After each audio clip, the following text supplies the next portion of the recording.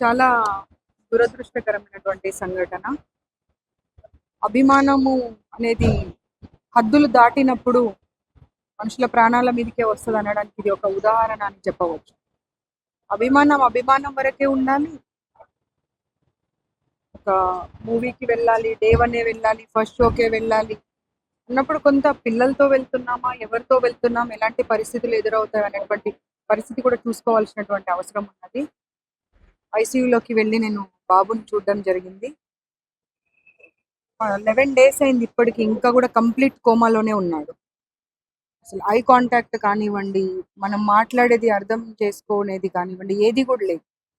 కంప్లీట్‌గా కోమాలోనే ఉన్నాడు. ఈవెన్ ఏమన్నా తినడానికి ఫీడింగ్ కానివ్వండి, అన్ని లిక్విడ్స్ ద్వారానే ఇవ్వడం జరుగుతా ఉంది.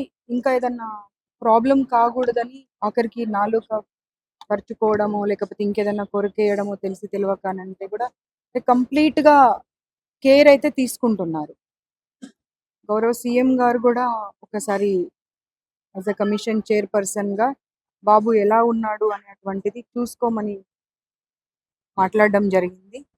ఎందుకంటే ప్రభుత్వానికి తప్పకుండా ఇలాంటి సంఘటన జరిగినప్పుడు ప్రజలు బాగుండాలి, పిల్లలు బాగుండాలి, ఇలాంటి సంఘటన జరగకూడదు అనేదే ఉంటుంది. కాబట్టి ప్రభుత్వం తరఫున ఎలాంటి సహకారం కావాలన్నా కానీ తప్పకుండా బాధిత కుటుంబానికి అండగా ఉంటాము అనేటువంటి మాట ప్రభుత్వం తరఫున, కమిషన్ తరఫున మేము బాబు వల్ల తండ్రికి చెప్పడం జరిగింది.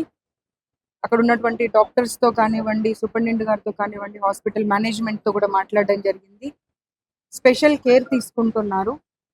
సో ఒక 2 వీక్స్ తర్వాత పరిస్థితి ఎలా ఉంటుంది అని చెప్పడానికి అవకాశం ఉంటుంది.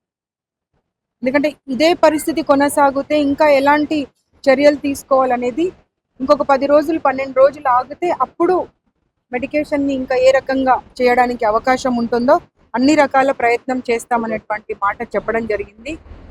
బట్ ఒకటే మాట చెప్తాను నేను, మనకు తెలియకుండా న్యాచురల్ కెలామిటీస్ ద్వారా ఏదన్నా జరిగినప్పుడు సంఘటన అంటే మన చేతిలో ఉండదు, మనం ఏం చేయరాదు.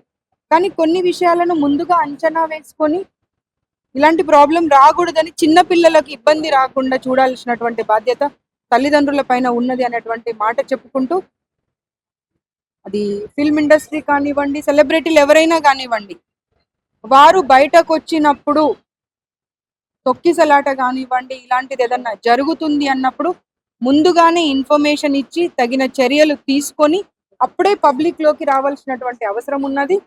అలా చేసినప్పుడే ఇలా పిల్లల ప్రాణాల మీదకి తర్వాత ఒక ప్రాణం కోల్పోయే పరిస్థితి రాదు అనేటువంటి విషయం చెప్పుకుంటూ, ఏ ఎప్పటికప్పుడు బాబు పరిస్థితులను తెలుసుకుంటూ ఉంటాము.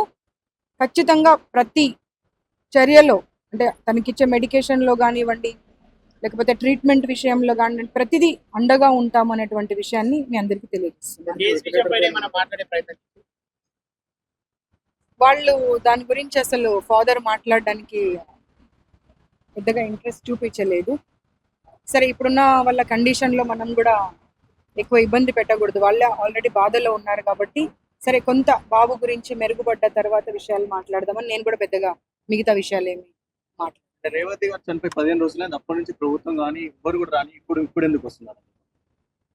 ప్రభుత్వం రాకపోతే నిన్న జరిగినటువంటి విషయాలు ఎందుకు జరిగినాయి? 15 రోజుల తర్వాత అల్లు అర్జున్ అరెస్ట్ తర్వాత ఇవన్నీ జరుగుతా ఉన్నాయని కూడా ఒకటి చూడండి, మనము ఇమీడియట్ గా ఒక ప్రభుత్వము ఒక ప్రొసీజర్ అనేది లేకపోతే చేసే చర్యలు వేరుంటాయి. ప్రభుత్వంలో ఉండి చేసే చర్యలకు ఒక సిస్టమ్ అనేది ఉంటుంది. ఆ సిస్టమేటిక్ వేలోనే వెళ్ళాల్సిన అవసరం ఉంటుంది. ఇప్పటికిప్పుడే చేయాలి అని అంటే ఆ సిస్టమేటిక్ వేలో వెళ్ళకపోతే మళ్ళీ మనం ఏమంటారు, సిస్టమ్ ఎందుకు ఫాలో కాలేదండి అని మళ్ళీ మనమే క్వశ్చన్ చేస్తాం. కాబట్టి ఆ సిస్టమేటిక్ వేలో వెళ్ళి ఆ ప్రొసీజర్ ప్రకారం వెళ్ళారు కాబట్టే దీనిపైన ఇంత శ్రద్ధ వహించడం జరిగింది.